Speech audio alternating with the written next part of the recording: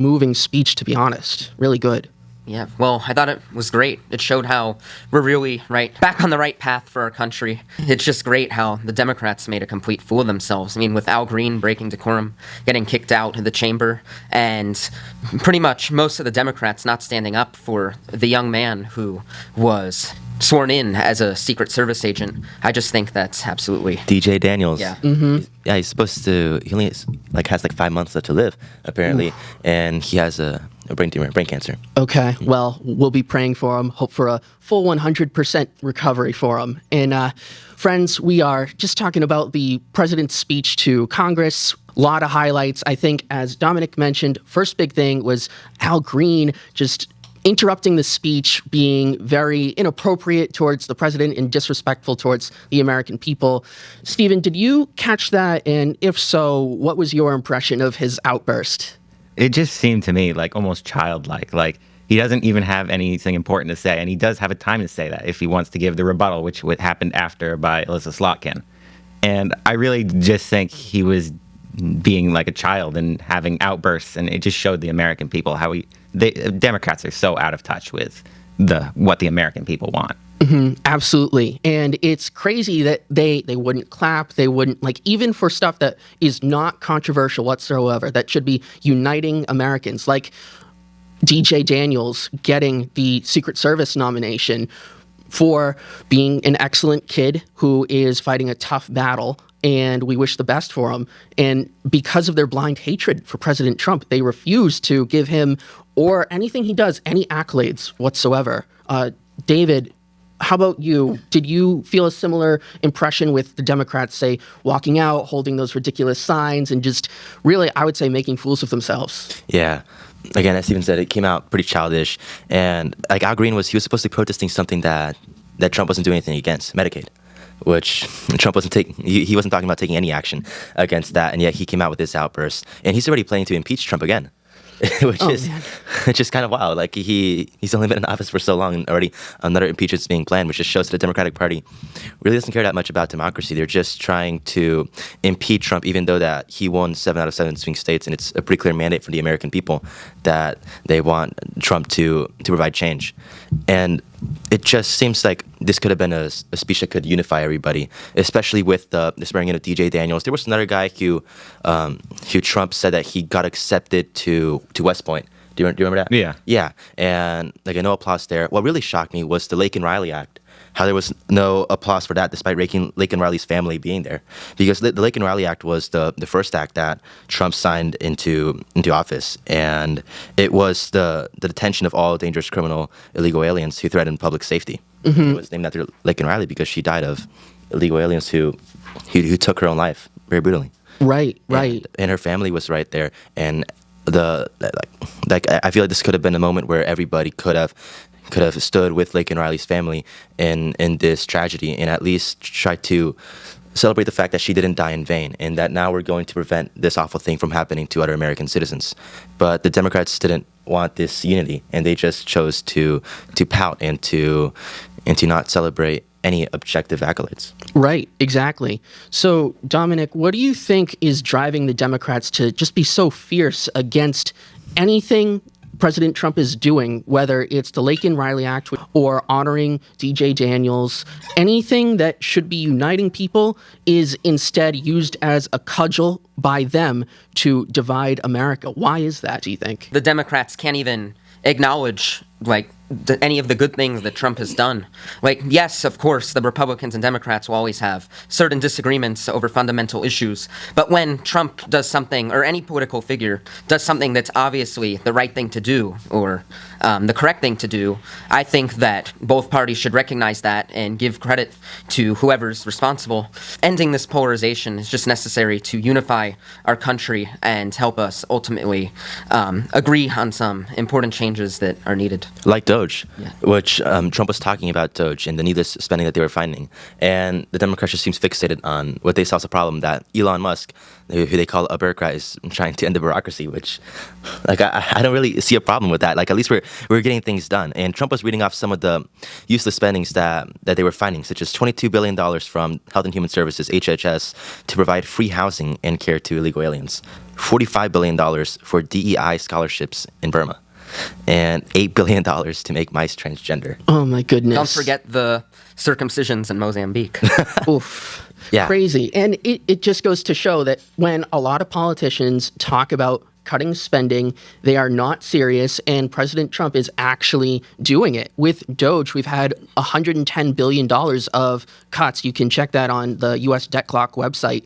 And it just goes to show that when they talk about cutting spending, they're not serious. They don't care about the $36 trillion in debt that our country has. So really, they're non-serious, and they know that they have to keep the pork rolling for their special interests and the bureaucrats, because that's who's supporting them, is these special interests in the establishment that aren't acting in the interest of the American people, but rather their own financial gain. And that's why the zip codes around Washington, D.C. are the wealthiest in the country, while we have others struggling in the Midwest. So I'd like to take a look at the tariffs, because that is interesting in the sense that we can harm economic growth through them, through really any form of tax, but we also have to look at the bigger picture. What are we getting out of it, and what is the strategy for the tariffs? So from the sound of it, Canada and Mexico have not done their part to secure the border, and fentanyl is flowing in to the United States and killing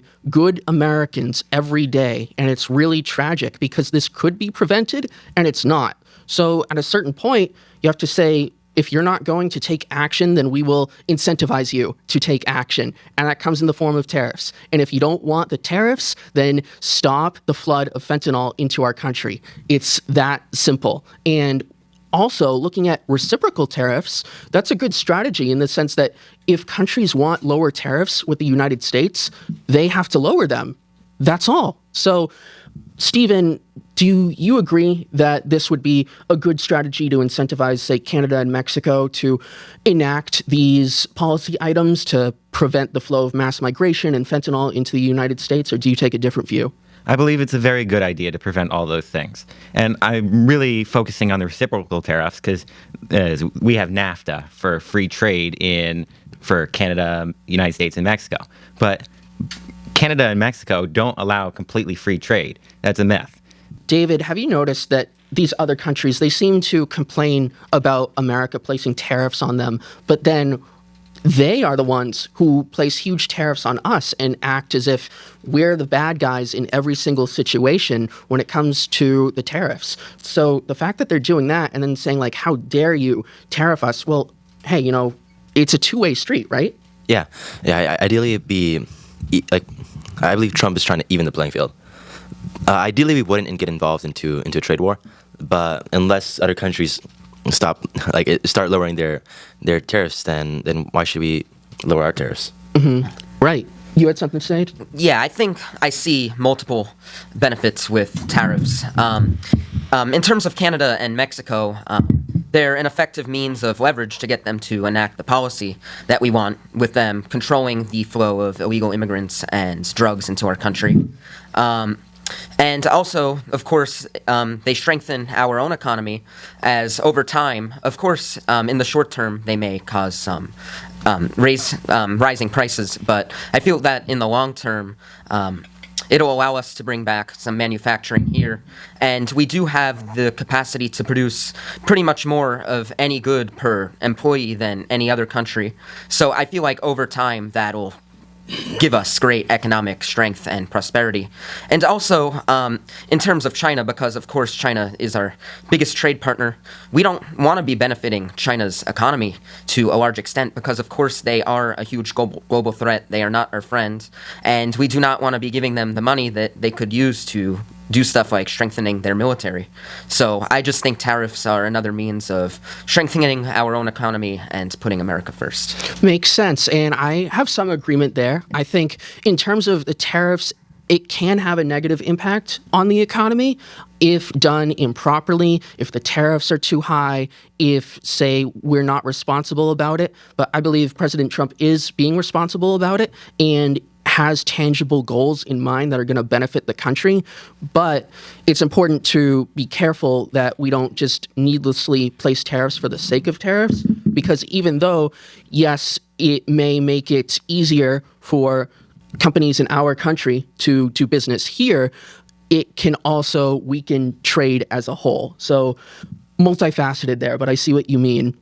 And I think last point I want to touch on is the mass immigration, so kind of relating to what we're talking about with the border, because that we've seen such a drop in crossings from the southern border from 94%. Mexico. Yes. If you look at the numbers, it is a huge drop. So, David, if you remember, there was a bill last year that Biden said he absolutely needed to secure the border. And yet President Trump has done all these reductions through executive order and the Laken-Riley Act to prevent the harms of illegal immigration. So does that just go to show that the Democrats were being disingenuous about the issue? Yeah, 100%. They definitely weren't giving this issue the attention it deserved. Mexico is the number one producer of child sex trafficking, and the United States is the number one consumer. And the border is basically run by the cartel. And that's how illegal aliens get to America, through the cartel. They pay them. Well, the prices have gone up. It's about $5,000 dollars from what I hear, in order to cross the border. The reason why illegal aliens weren't that harmful before, like 20 or 30 years ago, weren't so violent, was because the price wasn't that high in order to cross the border through the cartel. Now that the price has gone up, they don't want to be sent back to Mexico, because then they'll have to pay another fee in order to cross the border again. So now they're more willing to take risk and more willing to be more violent, which has led to an epidemic of more violent illegal aliens, and that has to be addressed 100%. Interesting. That's a good point there. And I think the other thing is that the cartels have gotten bigger, they've expanded, so they have more influence in Mexico and in their basically territories, right? Because Mexico does not have effective law enforcement control over these areas where they're operating. 100%. So, And the president of Mexico, like when she was running to become president, apparently 38 of the candidates that were running against her happened to get assassinated. terrible. Yeah, which is that's awful, and that's not, it's not funny, but it's just kind of startling, just the hold that the cartel has politically to Mexico, because the police are scared of the cartel, and they have a right to be scared. These cartels are trained by ex-special forces. Because once you're an ex-special forces, sometimes you can get hired from the U.S. to go to these extremely dangerous missions for a couple weeks at a time, and get paid probably about $200,000 a year, if I remember correctly. But the cartel from Mexico, they'll pay you $1 million a year to train their people in their cartel and help supply them with weapons and give them knowledge. And when you have special forces trained cartel members out in Mexico going against the locally trained police member, then they're not gonna want to do much against the cartels. Which is why I do like that. I believe Trump did classify the cartels as terrorists, right? Terrorist organizations, and that's a very good first step. One of the very good first steps in order to help take care of this very real issue. Because if we were to diminish the amount of power that cartels have, we're also going to diminish the amount of child sex trafficking that there is going on through the border. Right now, there are 40 million slaves in the world, more slaves than any other time in human history. And a lot of that happens through child sex trafficking. Terrible. And I'd say last point is that these cartels have been able to operate freely. There had been nothing happening to them. There was no effective enforcement against them. Absolutely terrible to see, because they are committing such atrocities, and the politicians were either complicit, turned a blind eye, or just didn't care. So awful to see, and I hope that can be changed. And to a certain extent, from reports that we've seen, cartel leaders are more cautious now with President Trump giving them that classification. But that being said, thanks everyone so much for watching. We really appreciate it. We upload 3 times a week. Don't forget to like, comment, and subscribe. And feel free to email us at youthbombs@alatrorepublicans.com. Thanks so much, everyone.